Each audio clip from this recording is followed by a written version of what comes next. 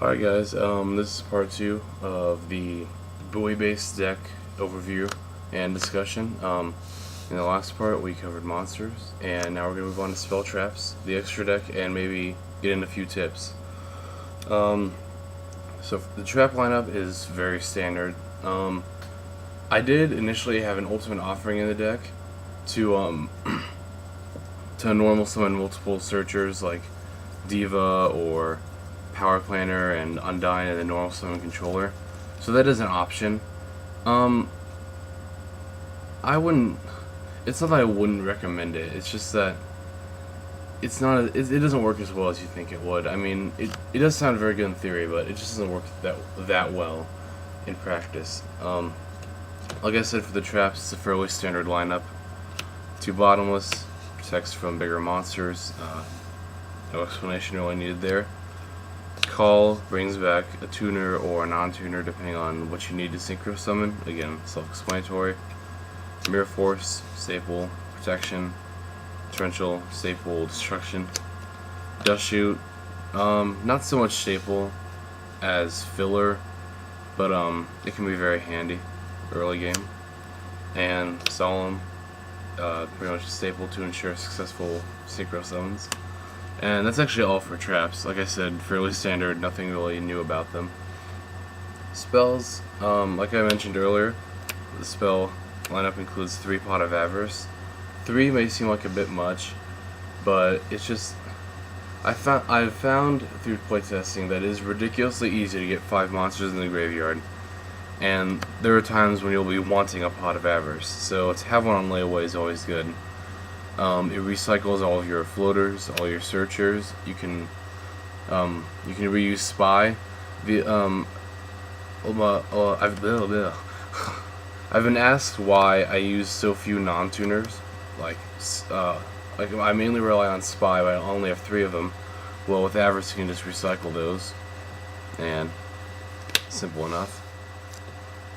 One My Body is a shield, protects your synchro summons. Now, if your opponent is trying to destroy something like an Undyne or a Power Planner or Spy, I would honestly just let it go. I wouldn't, unless you're trying to synchro summon for game or for huge advantage, I wouldn't bother using this. Just let it go. Since they're floaters anyway, you don't really need to protect them with this. 1 Lightning Vortex. Initially I had Smashing in here, but Lightning Vortex can help stop against Lightsworn and Zombies and Blackwing Swarms. And more often than not, you'll have a spare card to discard. So, 2 Book of Moon, fairly standard protection. I've actually been thinking of dropping these for maybe something that would help out more. I don't know what that would be just yet. But for now, they're just more standard protection. Trunade can clear the spell traps to ensure a successful synchro summon. Brain Control and Mind Control. With 7 tuners, there's no reason not to run both of these. Very useful. And then just standard heavy and MSC. So that's all for the main deck, and now I'll show you the extra deck. Since there are some synchros in here that you typically would not see. 1 Allied Justice Castor, standard. 2 Arcanite Magician. Obviously you make this by synchroing controller and Spy. Very useful, as I mentioned in the last video. This using this guy will give you destruction and therefore advantage on your opponent, on top of the advantage you'll already have from using all your floaters. And between MSC, Heavy, Trunade, My Body, Solemn, and just all those cards, you should be able to synchro summon this guy successfully most of the time. Black Rose, standard. And one other thing I just want to say real quick about Black Rose is that with this deck, don't be afraid to Black Rose into a more minor field of like 3 or maybe even 2 cards, simply because with Pot of Avarice you can just recycle Black Rose really easily. So that's what I want to say about that. Bionic, standard, but very useful in this deck.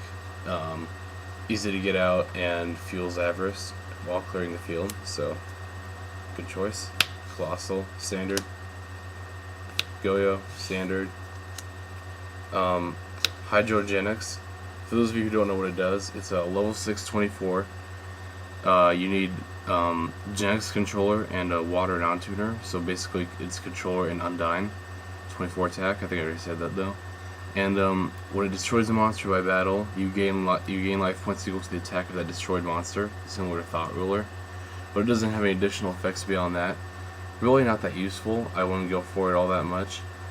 Except, then the reason I include it is if you're in time, and you can Synchro Summon and Kill Sling in battle to get that upper hand in life points. So it's useful in that respect. And also, it can allow for my body plays while in time. Like, you can Synchro Summon this guy, your opponent tries to kill it, play my body, and you don't have to worry about having the lower life points when you kill something in battle with this. So definitely helpful in that respect. Android, fairly standard. Mistworm, standard. 2 Stardust Dragon, standard. Tempest Magician. Tempest Magician can be made by synchroing Diva or Reese and Spy. And again, I don't go for Tempest that often. Kind of like, well, not. It's better than Hydrogenics for sure, but I still don't go for Tempest that often. But if your opponent is low on life points and you have a decent sized hand, which you should always have a decent sized hand in this deck, you can synchro for her, then dump your cards and put counters on her and possibly OTK. And actually, this is kind of funny. One intentional combo I got off while playtesting was Tempest and Arcanite were on the field at the same time, and I was able to just load up counters on Tempest and completely clear the opponent's field with Arcanite, because Arcanite says you can remove the spell counters from anywhere. So I think Tempest had like 5 or 6 counters, and I removed like 3 of them to completely clear the opponent's field, then attacked and removed the rest of the counters for game. Unintentional and highly unlikely combo, but still very cool. And Thought Ruler, pretty standard. And Urbellum, which might seem like a kind of an odd choice for a synchro monster, but you'll be synchroing for level 7 a lot in this deck. And if you don't need Arcanite or Black Rose, or you can't make Arcanite, then Urbellum is just a good, other option to have. And that's all. So I'm gonna go ahead and explain some of the potential combos and some of the things you should be looking out for. As far as synchroing goes, you're typically gonna be synchroing these two, like I said earlier, for Arcanite. It's just really easy to get these two on the field at the same time, and it can produce a lot of advantage. Now, this can be kind of tricky. I know I had trouble with it. Deciding what to mill with Undyne. Well, it really depends on what you have in hand, and it really does depend on your situation. In a typical situation, when you normal summon Undyne, you'll want to send your second Undyne from your deck to the graveyard, and then you'll still have your third one in your deck, and you'll feel avarice because you really don't need more than 2 live copies of Undyne at a time. But if you're holding a Diva, it may not be such a bad idea to go ahead and send another copy of Diva with Undyne, simply because you can summon that Diva, get the Diva in your hand, get another Diva, that way you don't need the third Diva anymore, and you'll still have Reese. I don't know how much sense that makes, and I could very well be wrong about this, and especially if you're holding, for some reason, like maybe you got bad draws or something, but if you're holding like both Diva and Reese, then you'll definitely want to send a Diva from your deck to the graveyard as opposed to another Undyne. Or if you're just like, if you're in need of a tuner, then you'll definitely just want to send another Undyne so you can increase your odds of drawing one of these. So yeah, it's kind of interesting how Diva ended up in the deck. I play tested many versions of this deck, and I ended up putting various waters in the deck to try to figure out which was the best for Undyne. I initially had Treeborn in here, and that is a decent idea, but it didn't really serve any function besides Undyne, so I took it out. And I eventually came to just Divas and Gilman, and I would just mill Gilman. But then I got a resale the dual terminal. I substituted for that, and now I just have more synchros. Looks like I'm about out of time again. I'm not sure if I'll be putting up any duels with this deck yet. I really do want to, but again, I don't know how likely that is. But yeah. So that's all for now. Thanks for watching. This has been the other half 1993 with Buoy base. And what better way to end the video than to look at these three guys right here.